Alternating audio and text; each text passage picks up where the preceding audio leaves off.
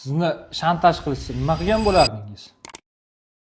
Assalomu alaykum hurmatli do'stlar. Bugungi videoda biz aynan insonlar tomonidan boshqa bir insonlarni shantaj qilish yo'li orqali nimadir undirish, nimadir pul mablag'lari, qanaqadir vazifalar bajartirish va boshqa turli xil usullar orqali bajartirish bo'yicha biz sizlarga tushuntirish beramiz va undan qanaqa himoyalanish haqida gapirib o'tamiz. O'zi umuman qonunchilikda shantaj degan tushuncha yo'q. Ma'lum bir holatlarda ushbu xatti-harakatlar haqorat bo'lishi mumkin, tuhmat bo'lishi mumkin, tovlamachilik bo'lishi mumkin. Biroq biz oddiy xalq tilida mana shuni shantaj deyiladi. Shuni oddiyroq misol bilan tushuntiramiz.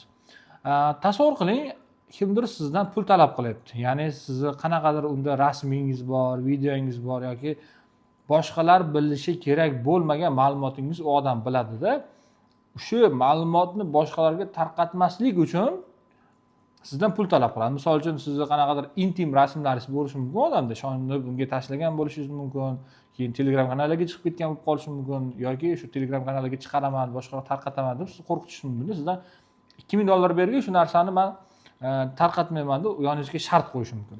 Mana shunaqa holatda juda ko'pchilik insonlar, ayniqsa ayol xotin-qizlar pulni beradi, lekin baribir yana shu narsaga tushib qoladi. Sababi hech qachon unutmanglar, sizdan kimdir tovlamachilik yo'lida nimadir talab qilyaptimi, siz birinchi navbatda o'sha pulni berdingizmi, nimadir berdingizmi, sizdan yana qayta so'rash boshlaydi. Sababi bu insonga men bir marta o'tkazdim gapim, bir marta qo'rqdim, mendan dash qo'rqadi deb qolgan undan ham og'ir shartlarni bajartirishi mumkin. Shu sababli bunday holat bo'lsa nima qilish kerak?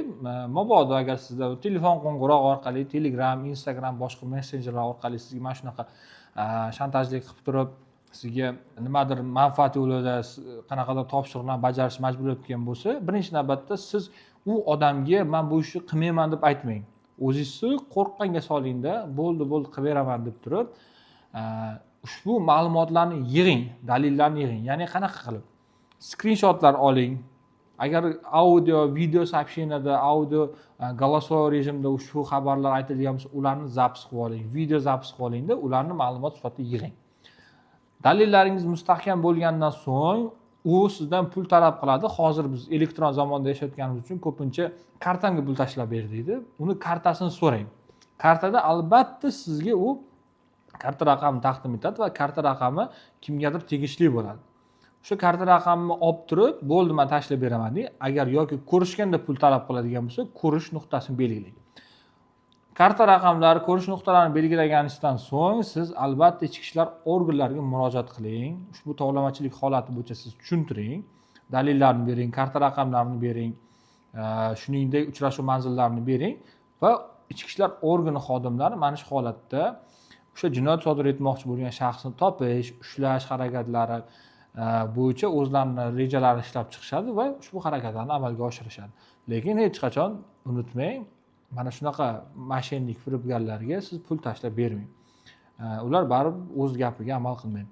Va shantajning yana boshqa bir turlari borki, aynan sizni provokatsiya qilish yo'li orqali sizni qoningizni qaynatib, ya'ni o'zingizni bosib turgan nuqtangizdan chiqarib, turli xil harakatlar sodir etishga majburlovchi harakatlar qilishga odamlar moyil bo'ladi. Masalan, siz bir obro'li tadbirkorsiz yoki qanaqadir mansabdor shaxssiz, umuman sizni qanaqadir siz bilan noto'g'ri munosabatda bo'ladigan odamlar bor.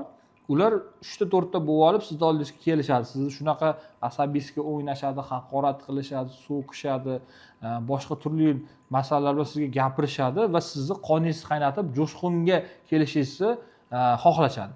Va siz vaholanki buncha asabbuzarlikdan keyin siz asabiy dosh bermay kimnidir urib yuborishingiz mumkin va kimnidir so'kib yuborishingiz, haqorat qilib yuborishingiz mumkin-da. Biling, mana shu kelgan odamlardan birortasi sizni yoki video tasvirga olib turgan bo'ladi yoki audio tasvirga olib turgan bo'ladi-da, ular o'zi shuncha qilgan noqonuniy xatti-harakatlarni, noto'g'ri so'zlarni taqdim etishmaydi. Aynan sizni joyingizni kesib olishib turib, Telegramga tarqatib yuborishi mumkin, ijtimoiy tarmoqlarga tarqatib yuborishi mumkin yoki meni haqorat qildi, menga tuhmat qildi, menga tan jarohati yetkazdi deb siz ustidan yozib beradi. Va bu holatda siz javobgar bo'lib qolishingiz mumkin. Shu sababli agar sizda shunaqa kelib qolsa, siz ushbu holatda o'zingizga dalillarni yig'ib olish uchun siz ham iloji bo'lsa video kamera, ya'ni telefoningiz kamerasida bildirmaslik uchun yoki zapis orqali ushbu ularning xatti-harakatlarini yozib oling. Agar ushbu xatti-harakatlar to'xtamasa, siz o'zingizni bosib olishingizga ishonmasangiz, ular sizga shunaqa bosim qilib, shunaqa haqorat qilib turgan holati bo'ladigan bo'lsa, siz ichki ishlar organiga telefon qiling, ular shu maxsus xodimlarni yuborishadi. Mana shu vaziyatdan chiqib ketasiz. Lekin hech qachon mana shunaqa konflikt yuzaga kelgan vaziyatda siz o'zingizni balki mardligingizni, o'zingizni qo'rqmasligingizni ko'rsatib turib, uni ham haqorat qilib yoki men kuchim yetadi urib nimadir qilib qo'ymang. Chunki ularning aniq niyati shunaqa bo'ladi, sizni mana shu harakatlaringizdan ular foydalanib, siz o'zingizni javobgarlikka tortib yuborishi mumkin. Bunaqa holatlar ko'p bo'ladi. Nima uchun biz o'zi bu temani olib chiqqanimizning ham asosiy sababi ish jarayonida turli xil fuqarolar murojaat qilib kelganda, ularda ham shunaqa nomardlik holatlarida ular o'zlari javobgar bo'lib qolganlar uchun aynan shu mavzuni olib chiqdik. Albatta bu holatlardan ehtiyot bo'ling. Umuman olganda mana shu mavzular, agar siz ham mana shunaqa narsalar qurboni bo'lib qolgan bo'lishingiz mumkin yoki kimdir sizga tuhmat qilgan bo'lishi mumkin. Agar sizda ham shunaqa muammo yuzaga keladigan bo'lsa va advokatsiya xizmat kerak bo'ladigan bo'lsa, biz firmaga bemalol bog'lanishingiz mumkin. Demak, hurmatli do'stlar, albatta mana shu mavzu bo'yicha va shuningdek boshqa yana qanaqa biz tomonimizdan siz kutadigan qiziqarli mavzularni ko'rish xohlaydigan bo'lsangiz, kommentariyada albatta yozib qoldiring va shuni unutmang, ushbu videoga like bosing va kanalimizga obuna bo'lmagan bo'lsangiz obuna qo'ying. Keyingi videolarda ko'rishguncha.